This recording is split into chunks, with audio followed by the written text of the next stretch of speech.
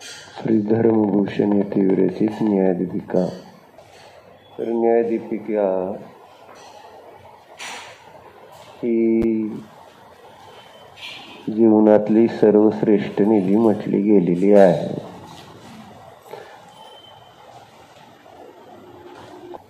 जीवनातली सर्वश्रेष्ठ निधी न्यायदीपिकेला म्हटलेला आहे. बरोबर आहे. चंद्रमती अम्मा म्हणते, कारण त्यांना तसं वाटलं म्हणून त्यांनी तसं लिहून ठेवलेलं आहे, सांगितलं तसं की न्यायदीपिका हीच जीवनातली सर्वश्रेष्ठ निधी आहे. मग असं काय लिहिलं त्याच्यामध्ये की ज्यामुळे त्यांना ती जीवनातील सर्वश्रेष्ठ निधी वाटली. तर सर्वश्रेष्ठ निधी कोणती असते? जी आपल्याला प्रतिसमयाला आनंद देते, तीच सर्वश्रेष्ठ निधी आहे.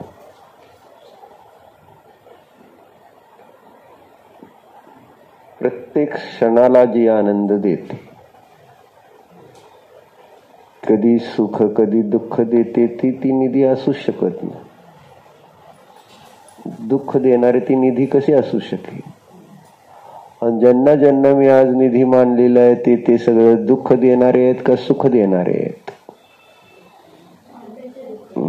जसं आपला मुलगा आहे, मग तो दुःख देणार असतो का सुख देणार असतो? मुलगा सुख देणार असतो का दुःख?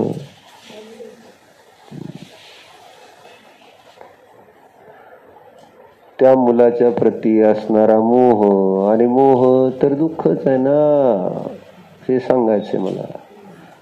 तो सुख देणारा नसतोच हे सांगायचे. कुठल्याही अपेक्षेने तो सुख देणारा नाहीच, कारण मोह एकांताने दुःखरूप आहे. काय ध्रुव? काय काय हे समजायला लागेल का नाही? मोहाचा आणि दुःखाचा. कथनचित मोह सुख देतो आणि कथनचित दुःख देतो, असा अनेकांत आहे काय मोहाच्या बाबतीत? जो मोह करणार त्याला दुःख होणार, नियम आहे. मग तो मोह अज्ञान रूप असू देत अथवा राग रूप असू देत अथवा द्वेष रूप असू देत, 3 प्रकारचा मोह असतो. कोणता? 3 प्रकारचा मोह. कोणता?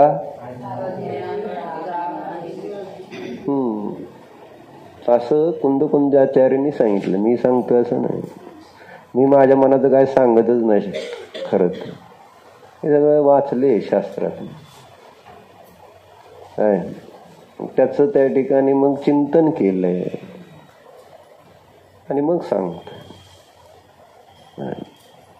85 नंबरची गाथा आहे की नाही समज प्रवचन सर? काय अठ्ठे अजदा गहनम. मोहाची 3 चिन्ह सांगितली ना, 3 लक्षणं. चिन्ह म्हणा नाही तर लक्षणं म्हणा. मोहाची 3 लक्षणं आहेत, 3 चिन्ह आहेत. काय कोणती? हा लगेच असं अज्ञान, राग आणि द्वेष. आणि हे 3 कसे आहेत? मग एकांत, असं नाही म्हणायचं, नुसतं नाही दुःख रूप. आणि ते अनुभवायला यायला पाहिजे. 3.25 3.5 यायचं निवांत. काय गडबड आहे? म्हणजे लग्नाचं जर देताना करेक्ट मला 5 वाजता सोडायचं, एवढ्या वाजता देणार, तिथं किती बांधून घेऊन मगच ते बुकिंग करतोय की नाही? त्यापेक्षा वर चालणार नाही, काय नाही. इथं एक क्षण किती महत्वाचा आहे. आधी आणि अविनय किती वेळा सांगितलं, जिनवानीचा अविनय होतो. मोठा कोणी मनुष्य जेव्हा येणार आहे त्यावेळेस त्याच्या अगोदर येऊन सभा असल्यावर मोदीची आधी मोदी येतो का आधी लोक येते. व्यवहार कसा असतो? मोदी मोठा आहे का जिनवानी मोठी आहे? सांग ध्रुव.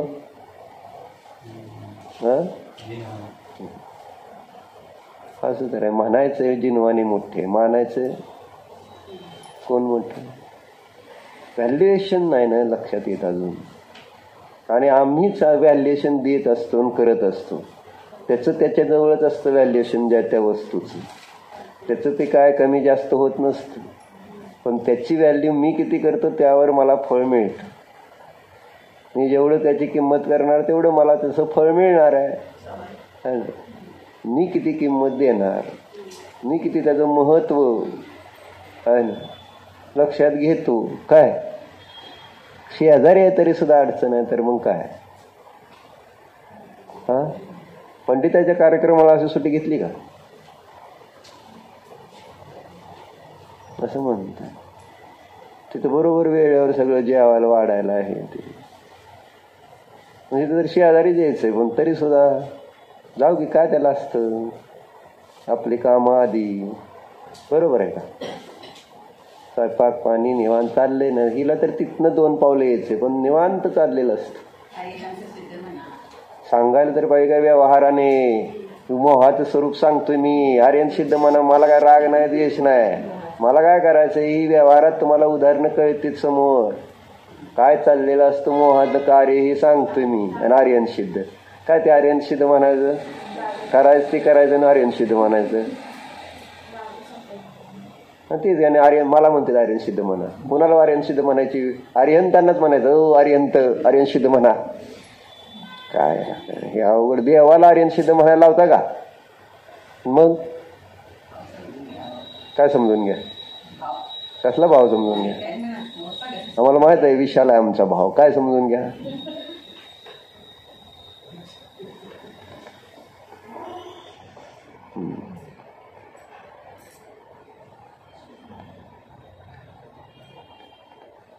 आपलं महत्व कमी आपण करतो हे मला सांगायचं. दुसऱ्या ते देवशास्त्र गुरुचं नाही कमी. त्यांचं होतं का कमी? होईल का कमी? करू शकता का कोण कमी? आले हे पण असेच आहे ना. मर्जी ना सगळे सोन्याचे असल्या म्हणून काय आहे ना. काही नाही म्हटलं. निधीच कळली नाही अजून. म्हणून श्रेष्ठ निधी काय कळायचा अवघड आहे. म्हणून मला असा भाव झाला की एक हजेरी पुस्तक ठेवावं. दुकानात असतं ना हजेरी पुस्तक अभिजितजी. त्यात काय करता तुम्ही? त्याच्यानंतर काय होतं? हजेरी का लावता? बरोबर आहे. उशिरा आला तर अर्ध कट करता का नाही? मग आता काय कट करू इथं? कर्म बरोबर कट करणार आहे. कर्म कट करणारच तुम्ही. काही म्हणजे जरी इथं मी नाही बाहेरनं काय करणार. कोणीही बाहेर नाही तर काय धर्मक्षेत्रात करत नाही. तुमच्या माहितीसाठी सांगतो. म्हणून तुम्हाला सगळं सुचतं. तुमच्या पद्धतीनं वागायचं. आणि चांगलं असताना प्रतिकूल असलं तर जाऊ दे की पण मला चालता येत नाही, तुम्ही एकदम आजारी आहे किंवा तुम्हाला अजून काय रोग आहे, कुठे लांब आहे, असं काय असेल तर गोष्टी. जेव्हा अजून तरुण आहे आपण किंवा योग्यता चांगली आहे शरीराची, या अवस्थेत केलेला प्रमाद पुढे आम्हाला तशा अवस्थेचं कारण ठरतो. आंधळं पांगळं लुळं मंद बुद्धीवाले हे सगळे जीव कुठून तयार झाले आज आपल्याला नाही कळत बरं. काय जेव्हा उदय येतो का नाही त्यास मग असा प्रश्न पडतो की असं झालं कसं, असं कसं काय, असं कसं काय.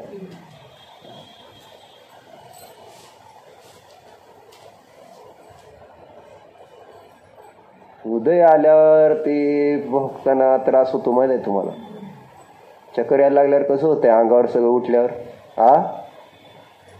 सुधारतंय का अंगाला लागले म्हणजे सांगा. जार्यन सिद्ध म्हणा की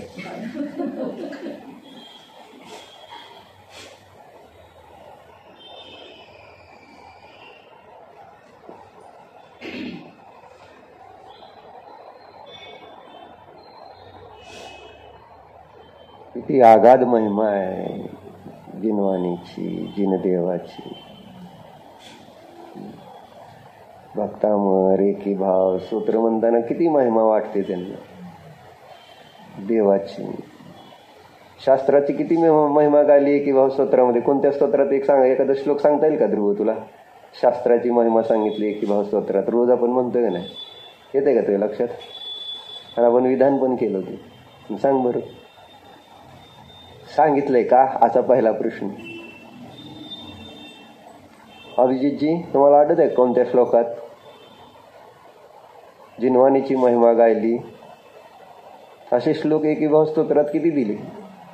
कोणता? असं काय मान अशी डोलवते जसं काय मला सगळं माहिती आहे. बरोबर, करेक्ट, हुशार आहे राहतो म्हणून करेक्ट. छान. 6व्या श्लोकामध्ये तर किती छान दिलं त्यांनी. जन्माटव्याम कथमपि मया देव दीर्घं भ्रमित्वा प्राप्ते वेयं तव नय कथा स्फार पीयूष वापी. काय अर्थ होतो? प्राप्ते वेयं तव नय कथा. नय कथा कशाला म्हणायची? नय कथा कशाला म्हणते? अरे जिनवाणी, संपूर्ण जिनवाणीमध्ये काय नयाच्या माध्यमातून वस्तू स्वभावाचं वर्णन केलं ना. ही नय कथा आहे, श्रुतज्ञान. याला जिनवाणीला काय म्हणते? श्रुतज्ञानच नाव आहे का नाही याला?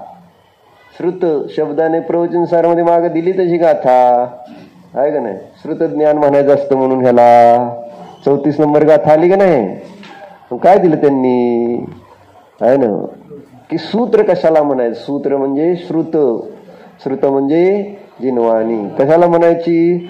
सुत्तम जिनोवदिठ्ठम पोगलदव्व पगेहिम वैनेहिम तम जाननाहि नानम सुत्तस्य जानना भनिदा. सूत्र अर्थात उद्गल द्रव्यात्मक वचनों के द्वारा जिनेन्द्र भगवान के द्वारा उपदिष्ट वह उसको ज्ञप्ति अर्थात ज्ञान है और उसे सूत्र की ज्ञप्ति कहा गया है, श्रुत ज्ञान कहा गया है. जिनेंद्र देवाच्या द्वारे सांगितलं गेलेलं जे तत्व आहे त्याच जे मला झालेलं ज्ञान, त्या ज्ञानाला काय म्हणतात? श्रुत ज्ञान. सूत्र, आगम, शास्त्र हे त्याची एकार्थाची नाव आहे.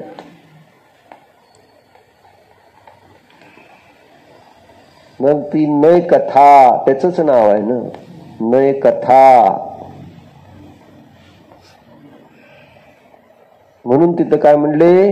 प्राप्ते वेयम तव नय कथा स्फार पीयूष वापी. सोडलं का एजंटनं? तुझी मम्मी म्हटली धरून ठेवलंय म्हणून. गॅटीत पोलिसांनी धरून ठेवतात का नाही तसे? गॅटीत पुढे मग गॅटीत म्हणायचं आहे पोलीस स्टेशनला.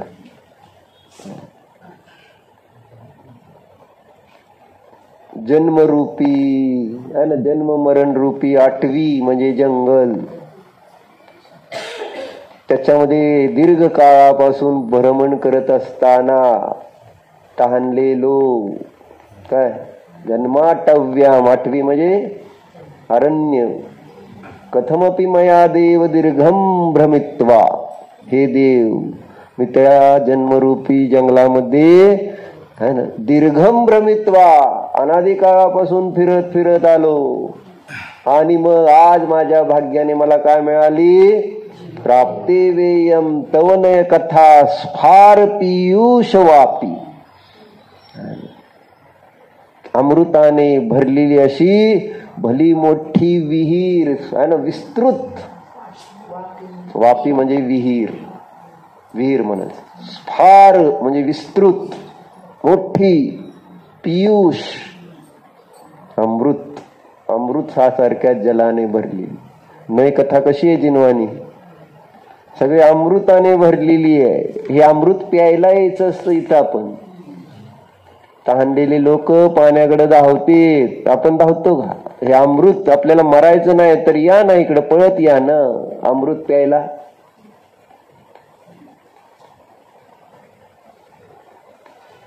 तस्यामध्ये हिमकर हिम व्यूहशी ते नितांतम. त्या अमृताने भरलेल्या आहे ना त्या विहिरीमध्ये मोठ्या काय काय त्यामध्ये पाणी. पाणी कसलं पाणी आहे म्हणते, हिमकर हिम, बर्फासारखं थंड म्हणते. तो अशा त्या विहिरीमध्ये जेव्हा मी डुबकी घेईल तर काय होणार. निर्मग्नम माम न जहती कथम दुःख दाओपतापा. अशा त्या विहिरीमध्ये मी निर्मग्न झाल्या असताना आहे ना तिथं दुःख दुःख रूपी ताप संताप मला आहे ना सोडून जाणार नाही काय, नष्ट होणार नाही काय. अशी ही जिनवाणी. असं मला म्हणायचंय. तसं त्यांना वाटतंय वादिराज आचार्य. इतकी त्यांना जिनवाणीची महिमा आहे. आणि अभिजितला माहित आहे महिमा चौधरी. महिमा शब्द वापरला की त्याच्या मागे चौधरी लावतो तो. नाही तेच म्हणजे कोण आहे माहित आहे तुम्हाला. निलिमा काकी महिमा चौधरी कोण आहे माहित आहे का. माहिती आहे म्हणजे हसल्या म्हणजे कळत आहे. असं नटी आहे नटी. तर सांगायचं काय की या देवाची गुरूंची शास्त्राची है ना महिमा आल्याशिवाय त्याचा विनय होणार नाही. त्यांच्याकडून आपल्याला लाभ है ना. मधुर मिलनला का सांभाळतो आपण भरपूर, किंवा दुकानाला का सांभाळतोय भरपूर दीपक. लाभ. लाभात लोभ प्रजायते. लाभ होतो म्हटल्यानंतर लोभ उत्पन्न होतो. बरोबर आहे का. मग इथं लाभ नाही म्हणून लोभ नाही धर्माचा. धर्माकडून मला काही लाभ झाला तर मग धर्माचा लोभ उत्पन्न होईल का नाही. मग दुसरं काही आवडणार नाही. एक फक्त कोण मुक्ती सुंदरी. कोण कशामुळं लाभ झाला. लाभ व्हायला पाहिजे ना. लाभ झाल्यानंतर मग गप्पा तिच्याशी मारल्या जातील का नाही. कोणाशी मारणार. असं टेन्शन मध्ये काय येतं हेच कळत नाही मला याचं. लाभ झाल्यानंतर आपोआप माणूस काय करतय ते काम जास्त करतय, जास्त करतो. असं असतं ते. लोभ सुटला पाहिजे का नको नेपती. आम्हांकडे लाभ झालाय का काय. मग लोभ सुटणार. आणि लाभाच्या ऐवजी हानी झाली तर असं मी जर खवळलं तर तुम्ही येणार आहे परत. जाऊ दे हे काय ऐकायला जायचंय असलं. लाभ नाही झाला तर लोक ते काम करत नाहीत, ते काम टाळतात. लाभाच्या विरुद्ध काय हानी नुकसान. आपल्याला इथं आपलं नुकसान वाटलं तर मग आपली मुस्कान जाते निघून. असं यमक जुळवायचं मधनात म्हणजे तुम्हाला आपलं गोड वाटतं. बाकी काही नाही.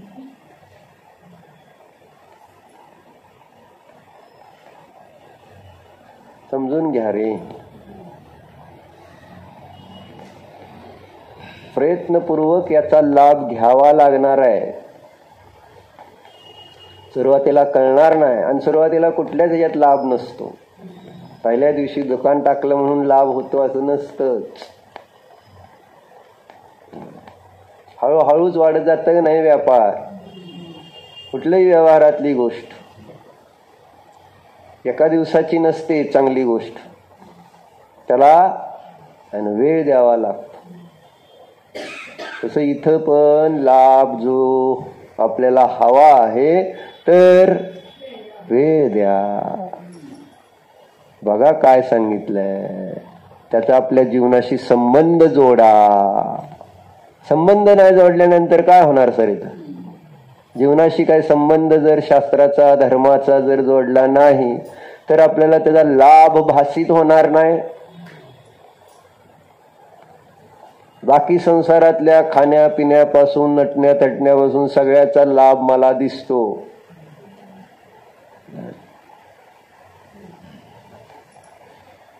पण तसा इथं लाभ झाला पाहिजे का नाही? मग प्रयत्न करावा लागेल ना लाभ उत्पन्न होण्यासाठी. शाळेत गेल्यानंतर पहिल्यांदाच कळतं का काय लाभ काय होतो का? प्ले ग्रुप मध्ये टाकल्यावर काय लाभ होतो? काय नाही. पण पुढं जसं शिक्षण करू लागतो तर त्याला लाभ दिसताना मग पुढं पुढं तो लोभ निर्माण होतो, हे शिकू ते शिकू.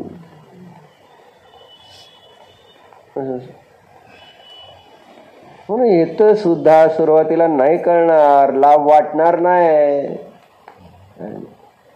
पण का आई वडील प्रयत्न करून टाकते चांगल्या चांगल्या शाळेत का टाकते?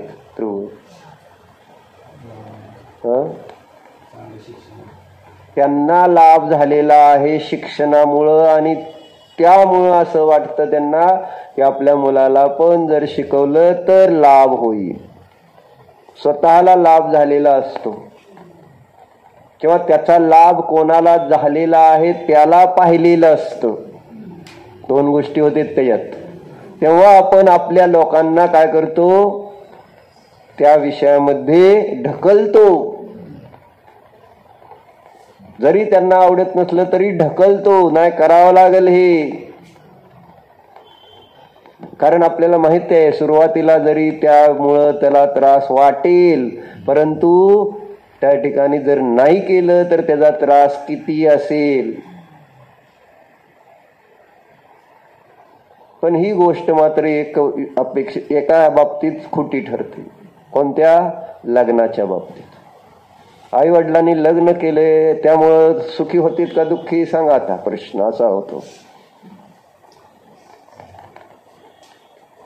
काय रे अभिजित, आता बायको पण नाही, सांगायला काय अडचण नाही, सुखी झाला तू?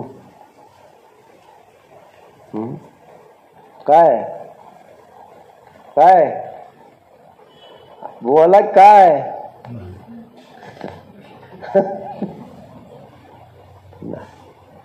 असं जीवावर आल्यावर सर म्हणतोय जर आपल्याला लाभ झालेला नाही तर कशासाठी माग लागलाय मुलाच्या लग्नाच्या? असं कधी काय विचार करत नाही आपण?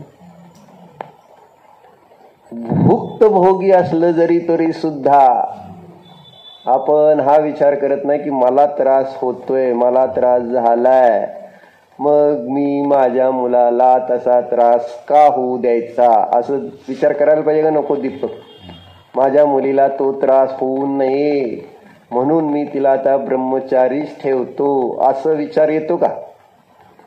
सगळे मिळून असे संस्कार करता का? तू ब्रह्मचारीच राहा, तू ब्रह्मचारीच राहा. मा तुम्ही तर अजून जास्त त्याच्यात मुरलेली. काय सुखी झालं लग्न करून? नाही झालं? मग कधी सांगितलं का नेपतीला? काय काय सांगितलं? काय हसते सांगते?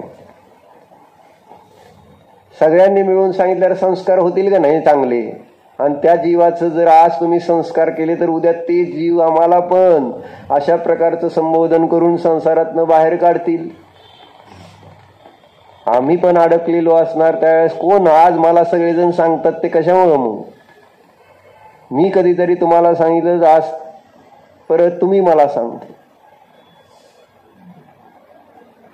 आज असतं ती आर्यन सिद्ध म्हणा असं ती मी म्हटलं का ना आर्यन सिद्ध, ते म्हणते मला आर्यन सिद्ध म्हणा. मग सांगितलं तर बिघडतंय काय? पण तेवढ्या फोर्सने सांगते का माणूस? आणि दुःख भोगतोय बरं का. हे तर प्रत्यक्ष अनुभूतीला येतंय का नाही? मग किती आपण म्हणून म्हटलं वैर दुसरं तिसरं कोण नाही बांधत आपल्याच सानिध्यात आलेले जे जीव असते तेच आमचे पुढे वैरी होतात, कारण आपण त्यांना त्रास देणाऱ्या कार्यामध्ये ढकललेलं असतं. आणि म्हणून मग ते मनामध्ये तसं राहतं, पुढच्या जन्मामध्ये ते आपल्याला त्रास देत असत. आपल्याला वाटतं असं कसं होतं, असं कसं होतं. रागापोटी सुद्धा आपण तसं काम करत असतो. संस्कार आपल्या हातात आहे करायचे, भवितव्य त्याचं आहे. भवितव्यतानुसार कार्य होत असतं, परंतु पुरुषार्थ कोणता केला पाहिजे. जिनवाणीमध्ये सगळीकडे पुरुषार्थाचा उपदेश आहे. सगळ्या गोष्टीमध्ये पुरुषार्थाला महत्व दिलंय, अगदी ज्ञानापासून ध्यानापर्यंत. व्रत, नियम, संयम, तप आदी सगळ्या बाबतीत सगळीकडे पुरुषार्थ करा म्हणतात. आणि इथंच आपल्याला पुरुषार्थ, इथं आपण सगळे नपुंसक होतो. पुरुषार्थ आपल्याला इथं समजतच नाही की हीच गोष्ट पुरुषार्थाने सिद्ध करायची. बाकी सगळं क्रमनियमिततेवर सोडायचा असतो. संसार आपल्या योग्यतेने होतोय, त्याचा आपण कर्ता बनायचं नसतं, त्याला बदलायचे विकल्प करायचं नसतं. जसं होईल संसारामध्ये प्रत्येकाने आपलं आपलं कर्म बांधले त्यानुसार होत आहे. त्या ठिकाणी मी नाही बदल. संसाराला सोडा ना. म्हणजे आपल्या जीवनामध्ये जे काही संसारिक परिणाम ते क्रमनियमित, तिथं आपला पुरुषार्थ नाही दाखवायचा. पुरुषार्थ कुठं? धर्मक्षेत्रामध्ये पुरुषार्थाची अनिवार्यता आहे. तरच आपलं कल्याण होते. कोणासाठी चाललंय? ह्या शरीरात राहणारा जो एक जीव आहे त्याची चर्चा चालली की त्या जीवालाच सगळ्या संसारातलं दुःख भोगावं लागतं आणि तो जीव त्या ठिकाणी पूर्ण सुखाला सुद्धा भोगू शकतो. पण आपण काय करतोय? स्वतःला दुःखी करण्याचा उपाय का स्वतःला दुःखी करण्याचा उपाय? जे उपाय करतोय सुखी होण्याचे ते उलट दुःखी होण्याचे उपाय करत असतो. म्हणतो आपण मला सुखी व्हायचं, जीवाला सुखच पाहिजे, पण उपाय कोणता? उपाय जर दुःखाचे करत राहिलो तर सुख कसं मिळणार?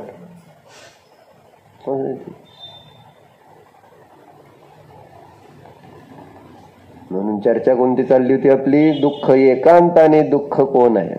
कोण आहे? मोह एकांताने दुःख रूप आहे. आणि हे आपल्याला सांगावं लागेल स्वतःला, सारखं सांगावं लागेल. जो हा माझा मोह आहे तो माझ्या दुःखाचं कारण आहे. जो हा माझा मोह आहे तो माझ्या दुःखाचं कारण आहे. जे हे माझं अज्ञान आहे ते माझ्या दुःखाचं कारण आहे. जो हा राग आहे तो, जो हा द्वेष आहे तो, हे आपल्याला स्वतःला प्रत्येक वेळे समजावून सांगावं लागेल. तर आपण त्या मोहाला सोडण्यासाठी मग विचार करू. नाहीतर मग मोह का सोडणार? मी का सोडणार? मला तो दुःखरूप जर वाटलाच नाही तर मी सोडणार का? आणि वरून दिसताना मोह कधीही दुःखरूप वाटत नाही. वरून जो त्याचं रूप वर्ण दिसतं ना, ते कसं असतं? चांगलंच वाटतं. म्हणून तर सोडना आपण संसार. पण आतमध्ये जाऊन पाहिलं तर तो दुःखरूप आहे. बाहेरून पाहिलं तर असं वाटतं छान आहे. तसा परिग्रह बाहेरून छान वाटतो की नाही? छान असतो परिग्रह. परिग्रह जेवढा येणार तेवढं दुःख वाढणार का कमी होणार आहे? पण वाटताना पहिल्यांदा परिग्रह आहे म्हटलं तर सुखी वाटतो ना मनुष्य तो. ज्याच्याकडे जेवढा जास्त परिग्रह तेवढा तो जास्त असं बाहेरून. पण ते जीव सर्वात जास्त दुःखी असतात. पण हे लक्षात येत नाही ना. वरवरनं म्हटलं बाहेरून जे काही आपण काम करतो आणि ज्याच्याशी चर्चा करतो ते सगळे मोह वाढवण्याचे उपाय सांगतात. एक जिनवानीच मात्र अशी आहे की जे आपल्याला मोह नष्ट करण्याचा उपाय कर म्हणून सांगते. मोह वाढवण्याचा करू नका. काय नेली मग तुमचं नातू काय विवान ना, काय विवानच आहे की विहान.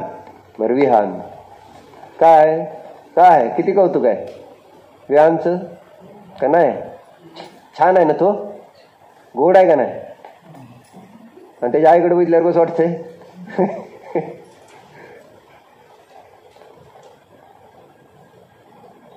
कल्पना काय करतो आपण आणि सगळेजण एकमेकाला सांगतोय काय. मोह मोह मोहाचीच त्या ठिकाणी सगळी कथा आहे. काम भोग बंदाची कथा. त्याच्यातच सगळं जीवन चाललं. अनंत काळ गेला. कोण सांगतंय व्यवहारात मोह करू नको म्हणून, चांगला नाही म्हणून सांगतंय. तुला बापा कधी म्हणते लग्न करू नको म्हणून. कोण सांगतो तुला लग्न करू नको म्हणून. कोण सांगतो. हा जोरात म्हण की मग, म्हणजे सगळ्याला ऐकू तर जाऊ दे. मग पप्पा का नाहीत म्हणत आणि मी का म्हणतोय. आता कारण काय. पप्पाला वंश चालवायचा. आता काय वंशाचा काय संबंध आहे. वंशावळी वंश चालवायचा का तुला. कोणाचा वंश राहतो आणि कुल राहतोय. कोणत्या हेतूने लग्न करायचं आणि पोराला त्रास द्यायचा. बदला घेते बदला. तुला माहित नाही ना. गमिनी कावा म्हणायचा ह्याला. गमिनी कावा माहित ना तुला है ना. म्हणजे वर्ण वाटणार नाही तुला की मला त्रास देत आहे म्हणून. शाल जोडे म्हणायची त्याला व्यवहारात. बरोबर तुझा म्हणजे ते तुझा मित्र नाही शत्रू असतो. फक्त दिसताना तुला मी शत्रू दिसेल, ते मित्र वाटतील, पण ऍक्च्युअली ते बरोबर बदला घेतात. असं वाटतं का कधी.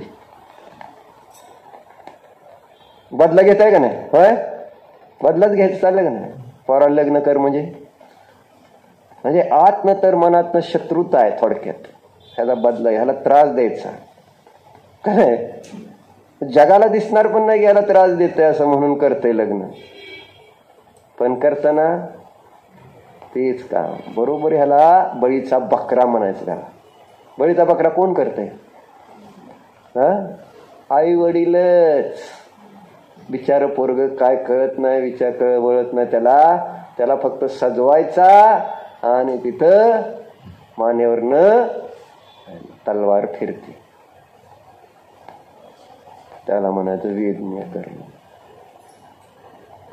वेदनीय कर्माचं उदाहरण दिलं नाही. मधाने लपेटलेली तलवार साठताना तर गोड लागते पण जीभ फाटली जाते. तसं आहे ते लग्न म्हणजे. बदला घेते पप्पा. कळते का तुला. चालते घेऊ दे आज काय. जाग व्हा, डोळे उघडा. ज्ञान नेत्र उघडल्याशिवाय दिसणार नाही. या डोळ्याने दिसणार नाही की कोण आपलं हित करणार आहे आणि कोण आपलं हित करणार आहे. हे डोळे फसवतात. इंद्रिय हे फसवेत. जसं आहे तसं नाही दिसू दाखवू देत. म्हणून ज्ञान नेत्र उघडायची गरज आहे. डोळा ज्ञानाचा डोळा उघडेल तर समजेल की बाबा माझं कल्याण करणारे कोण आहेत आणि माझं कल्याण करणारे कोण आहेत. जाग व्हावं लागेल. सुकुमारला जाग केलं का नाही. 3 दिवस राहिलेत म्हणून. मग जाग होणार आहे का झोपायचंच मोहाच्या निद्रेत. चिंतन वेळ आहे नक्की. विचार करण्यासाठी संधी आहे अजून सुद्धा. अजून चिकार वेळ आहे तुला. आताशी 12वी झाली ना. अजून 5-6 वर्ष तर धरून चलो आपण. बरोबर आहे का. 5-6 वर्षात चेंजेस होऊ शकतात. 5-6 वर्ष नाही लागत, लगेच होऊ शकतो. आज आत्ता झालं शास्त्र की लगेच प्रतिज्ञा, अकलंक निकलंकासारखे आजीवन ब्रह्मचर्य. काय नाही, त्याला काय असतं. उत्तरेकडे घेते ते लोक, बरेच जण घेते, तसं त्यांना अवघड पण वाटत नाही. आपल्याकडे इतकं जरा बिघडलेलं आहे सगळं वातावरण की ते सगळ्या गोष्टी कठीण वाटतात. उत्तरेकडे अशीच मुलं सुद्धा घरातली ब्रह्मचारी होत असते. आता तुमच्या पंडिताबरोबर किती होते बारके बारके पंडित, छोटे छोटे होते ना, छोटे छोटे मुनीवर, आणि घर सोडून राहते त्या पंडिताबरोबर. काय नाही, नाही उधर का लड्डू नाही इधर का लड्डू, मोकळी. सांगायचं लक्षात घ्या. तसं टेन्शन घेऊ नको, लगेच भाव बदलले पाहिजे का नको. मोह सोडायला पाहिजे. एकांताने दुःखरूप आहे तो. त्याच्यासाठी सगळ्यांनी किती तप केलंय. सगळे जे देव आहेत त्यांनी तप केलंय. जे महाराज झालेले ते तप करतायत. आणि जे सम्यक दृष्टी ग्रहस्थ आहेत ते पण ती भावना ठेवतायत की मला पण कर्म मोह नष्ट काही झालं तर करायचंच आहे. त्याला सम्यक दृष्टी यावी लागेल. दृष्टी सम्यक व्हावी लागेल. जसंच्या तसं दिसलं पाहिजे. ज्यो का त्यों, जसंच्या तसं त्या ठिकाणी समजल्याशिवाय का आपण ते मोह नष्ट करण्याचा विचार करणार. सगळं विपरीत आहे बुद्धीमध्ये भरलेलं. आणि त्यामुळं मग मोह सोडायची तयारी होईना. म्हणून इथं दिसते ते 84 गाथेमध्ये त्यांनी मोहाचे 3 प्रकार सांगितलेले प्रवचन सारच्या. काय लिहिले? अथ अनिष्ट कार्य कारणत्वम अभिधाय त्रिभूमिकस्यपि मोहस्य क्षयम आसूत्रयति. काय म्हणते तर, आता अनिष्ट कार्याचं कारण रूपाने त्या मोहाला सांगत असताना माझं म्हणते ना, अथ अनिष्ट कार्य कारणत्व अभिधाय, अनिष्ट कार्याचं कारण रूपाने त्या मोहाचं वर्णन करतायत. आम्हाला इष्ट आहे अनिष्ट कार्य. अनिष्ट कार्य आम्हाला इष्ट असतं का? काय कळते का नाही काय म्हणतोय मी? अनिष्ट कार्य आपल्याला इष्ट आहे का?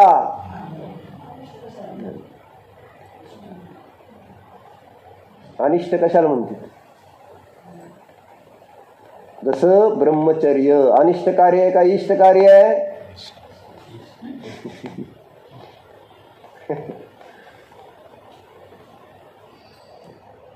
परिग्रह सोडणं अनिष्ट आहे का इष्ट आहे?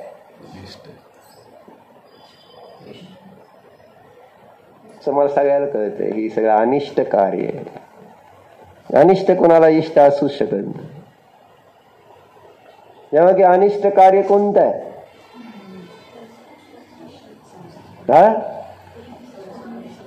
हिंसा, झूठ, कुशील, परिग्रह, चोरी, काय हे अनिष्ट आहेत. सप्तव्यसन अनिष्ट आहेत. कषाय अनिष्ट आहेत. विभाव अनिष्ट आहेत. का दुःखरूप आहे. दुःख देते थे. व्यवहारात दुःख अपराध आहे तो, हिंसा चोरी आदी. मग अनिष्ट कार्य कोणाला इष्ट नसतं. इथं अनिष्ट कार्याचं कारण कोण आहे? कार्य तर हे झाले अनिष्ट. कारण कोण आहे? याचा बाप कोण? याची उत्पत्ती कुठून झाली? कारण सांगायला लागलेत अनिष्ट कार्याचा. अथ अनिष्ट कार्य कारणत्वम, अनिष्ट कार्याचं कारण रूपाने त्या मोहाला येतात सांगायला लागले. चांगलं काय होत नाही. मरण इष्ट आहे का अनिष्ट आहे?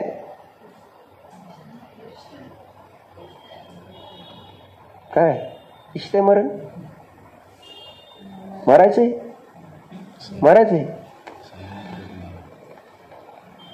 आणि मग काय म्हणताय मग इष्ट आहे लगेच मारतो. मारायला लागलं ना कळतंय नक्की काय ते. मरण इष्ट नाही आहे, रोग इष्ट नाही आहे, अनिष्ट आहे का नाही? म्हातारपण अनिष्ट आहे का नाही? मग कारण कोण आहे त्याच? मोह. मोह या सगळ्या अनिष्ट कार्याचं कारण आहे. असं सांगत असताना तो मोह 3 प्रकारचा सांगतात. त्रिभूमिकस्यापि मोहस्य क्षयमासूत्रयति. 3 प्रकारच्या त्या मोहाच्या क्षयाचा उपाय आता आम्ही इथं सांगतो आहोत. अनिष्ट कार्याचं कारण रूप मोह किती प्रकारचा आहे? आणि त्या 3 प्रकारच्या मोहाला काय करायचंय? क्षयम. दिलं ना.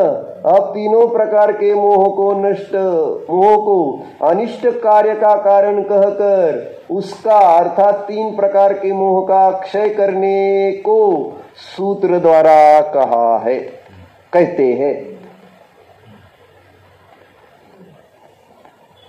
लेकिन ये अपने को इष्ट है क्या? प्रश्न ये है. हे आपल्याला इष्ट आहे का? आपल्याला नष्ट मोह नष्ट करणं इष्ट आहे का? अनिष्ट कार्याचं कारण रूप जो मोह आहे तो नष्ट करणं इष्ट आहे का? कोय म्हणताना मी लगेच पुढचा प्रश्न विचारीन नाही का? नाही तेवढं बसतो. अरे समज काय पण म्हणा, पण मला नष्ट करायचा मोह ही काय एवढा वर्तमान पुरतं नाही आहे. अनंत काळ गेला आणि पुढे अनंत काळ घालवायचा नसला तर हे कुठल्या पण अटीवर हेच मान्य करावं लागेल की मोह नष्ट केलाच पाहिजे. काय पण सांगा तुम्ही, पण मोह जसं रोग झाला शरीरात तर काय पण सांगा, पण ते उपाय करायला तयार असतो का नसतो? काय चांगली गोळी द्या, चांगली गोळी द्या, बरोबर आहे. बंदुकीची गोळी देत जावा तुम्ही, मला म्हणायचं एकदम बेस्ट गोळी आहे म्हणायचं. हे एकदा कायमच सगळे दुखणी दूर. आहे का तुमच्याकडे बंदुकीच्या गोळ्या? नाही भाई. हा नाही बंदूक नाही म्हटलं मी, बंदुकीची गोळी ठेवायची फक्त. त्याला बी लायसन्स लागतं काय? मला नव्हतं माहिती, तुला सगळं माहिती आहे.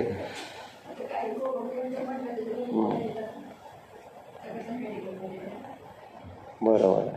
पण आता गोळीच मागायला जातील का नाही ते? मग खोटी खोटी बंदुकीची गोळी ठेवा, खोटी तर चालतीच की. त्याला म्हटलं भारी गोळी द्या, ओके भारी गोळी. सगळ्या गोळ्या खरं बंदुकीच्या आकाराच्या करायला, म्हणजे बंदुकीच्या गोळ्या असतात ना तसल्या आकाराच्या बनवायला पाहिजे टॅबलेट्स. ही काय राजा राणी चप्पलपेक्षा भारी होती ही कसली गोळी दिली? औषधाचीच आहे, आकार तसला आहे. तो फॅक्टरी टाक तसल्या आकाराच्या गोळ्या बनवायच्या. घेताना सुद्धा माणूस 4 वेळा विचार करतो बंदुकी खाऊ का नको. भारी गोळी द्या, भारी म्हणे. पण माझा रोग दूर झाला पाहिजे. तसं इथं नाही तर हे मोहाचा त्रास काही झाला तरी नष्ट झालाच पाहिजे. असं कारण अनिष्ट कार्याचं ते कारण आहे. कोण? किती प्रकारचा? 3. म्हणून आचार्याने स्पष्ट लिहिलंय, उसका क्षय करने को सूत्र द्वारा कहते, लेकिन हमें क्षय करना हो तो सूत्र पढ़ेंगे. अगर क्षय करने का भाव ही नहीं तो सूत्र पढ़कर लाभ क्या है? वाया जाईल ही. जसं त्या हनुमानाला दिलेला रत्नाचा हार वाया गेला का नाही? रत्नाचा हार दिला होता का नाही त्या हनुमानाला? आणि त्याने सगळे रत्न फोडून दाताने फोडून बघितली. असं कोण करतं का? रत्नाचा हार असं दाताने फोडून तुमचं सोनं घेऊन असं दाताने जाऊन बघताय का? असं इकडे तिकडे कोण मातीत बाहेरची गठरीत टाकतं का सोनं? तुम्ही टाकून या उद्या आता सोनं गठरीत टाकून जावं.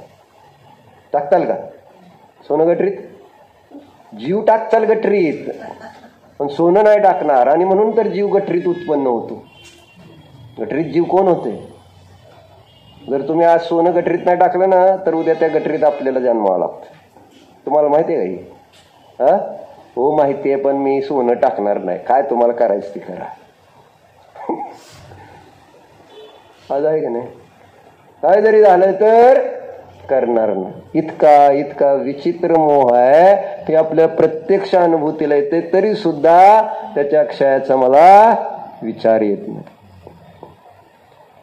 विचार करा. ओम नमः. म्हणजे तुम्ही भाव बनवले तर उद्याही गाथा वाचतो, भाव नाही बनले तर काय गाथा वाचण्याचा अर्थ आहे? आणि मी बघणार आहे उद्या परीक्षा करून तुमचे भाव बनलेत का नाही ते, बरं का.